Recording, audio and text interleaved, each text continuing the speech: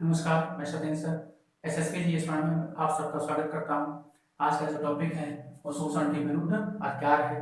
जैसा कि आप लोग जानते हैं, परंपरागत जीएस में हम आपको मूल अधिकार पढ़ा रहे हैं। तो आज का जो टॉपिक है वो शोषण के विरुद्ध अधिकार या अनुच्छेद 23 से अनुच्छेद 24 के मध्य में स्थित है।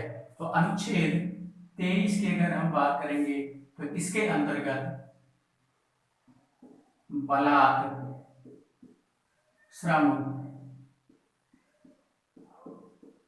प्रतिषेध को रखा गया है। ठीक है, तो यह दो भागों में विभाजित है, एक और दो, यह दो भागों में विभाजित है।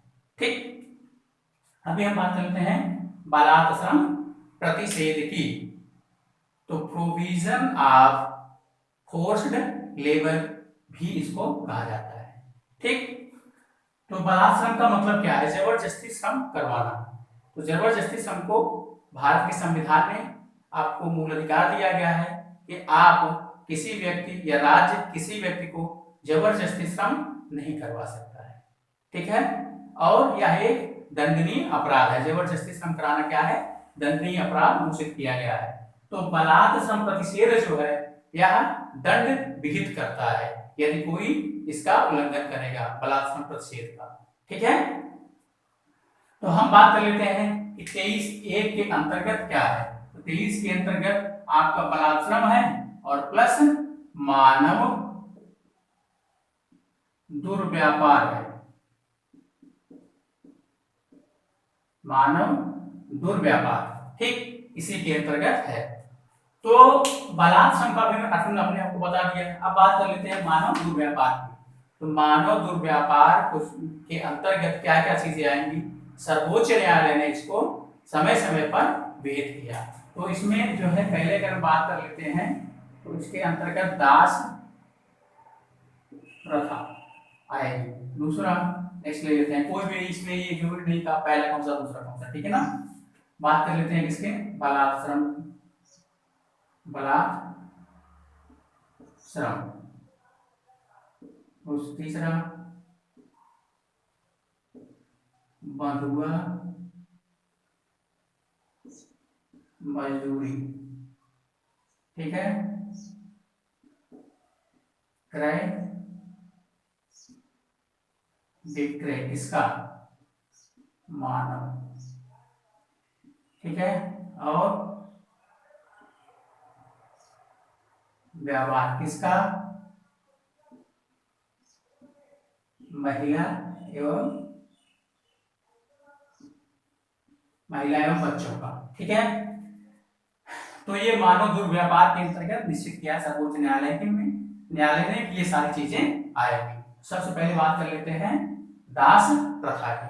तो दास प्रथा का उन्मूलन किसने किया था? आप लोग जानते हैं, अंतरराष्ट्रीय स्तर पर इसने अब्राहम लिंकन ने, जो कि अमेरिका के राष्ट्रपति थे। ठीक है, अब्राहम लिंकन ने दास प्रथा का उन्मूलन किया था। जब भारत की बात आएगी तो मुगल काल की जब हम बात करेंगे तो मुगल काल में किसने किया था? अकबर ने। ठीक है, दास प्रथा पर इन्होंने रोक लगवाई थी 1562 ईस्वी में। 1562 ईस्वी में अकबर ने दास प्रथा पर रोक लगवाई थी। ठीक है, और अंग्रेजों के समय में बात करेंगे तो लॉर्ड एलनबरो के समय में एक्ट 1843 5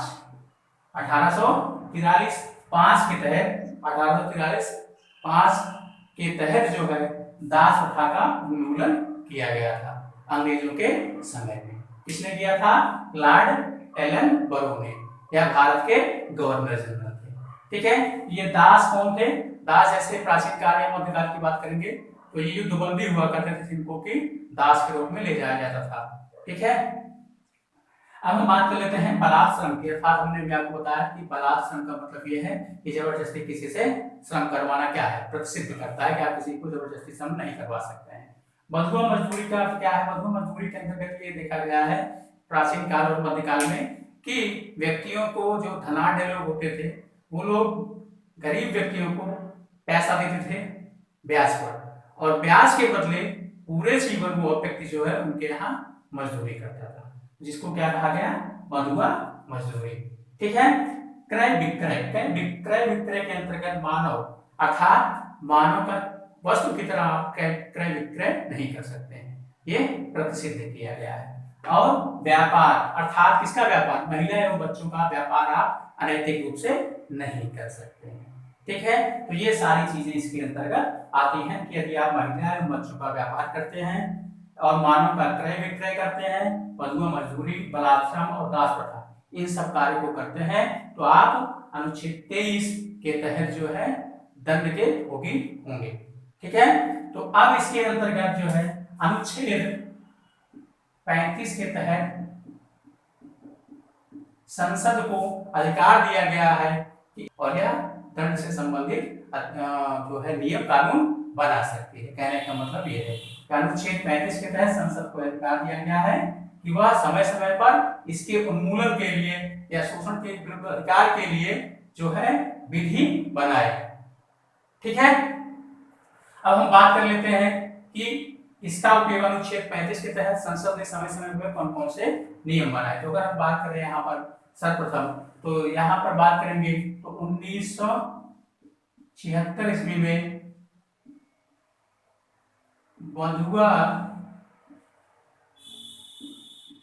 मजदूरी उन्मूलन अधिनियम सरकार लाई। ठीक है।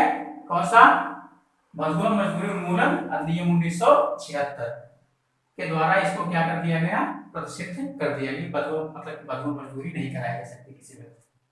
ठीक है। अब बात कर लेते हैं दूसरे वाले के अंतर्गत कौन आएगा, महिला